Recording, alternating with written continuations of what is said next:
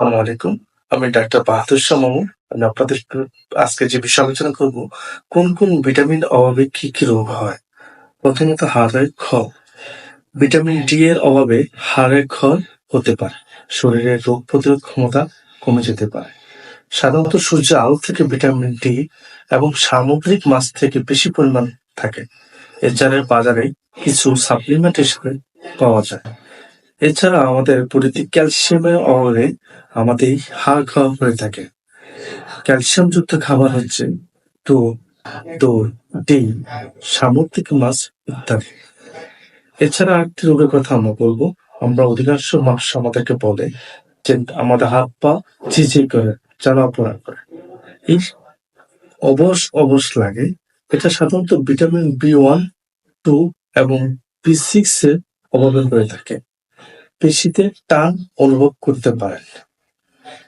আরেকটা সমস্যা সেটা হলো যে রক্ত শূন্যতা। আমাদের যে শরীরে রক্ত শূন্যতা সেটা কিসের জন্য কম হয়ে থাকে? সেটা হলো যে আয়রনের অভাবে হয়ে থাকে, ভিটামিন বি12 এবং ফলিক অ্যাসিডের অভাবে হতে পারে। আয়রনযুক্ত খাবারগুলো হচ্ছে যেমন লাল শাক, পালং শাক, গাজর, রেড ইত্যাদি। ভিটামিন বি সাধারণত সামুদ্রিক মাছ, ডিম, দুধ থেকে পাওয়া যায়। এছাড়া আমরা অতিরিক্ত চুল পড়া এবং পেকে যেতে পারে এমন কি কারণ হতে পারে? কোন ভিটামিনের অভাবে এটা হতে পারে? সেটা সাধারণত ভিটামিন বি7, ভিটামিন বি এবং ভিটামিন ডি এর অভাবে হতে পারে। আরেকটা রোগ হলো রাতকানা। এই রাতকানা রোগ কেন হয়? সেটা হলো যে ভিটামিন এর অভাবে রাতকানা রোগ হতে পারে। এছাড়াও আরেকটা রোগ হয়, সেটা হলো যে ত্বকের উজ্জ্বলতা বাড়ায় কোন ভিটামিন?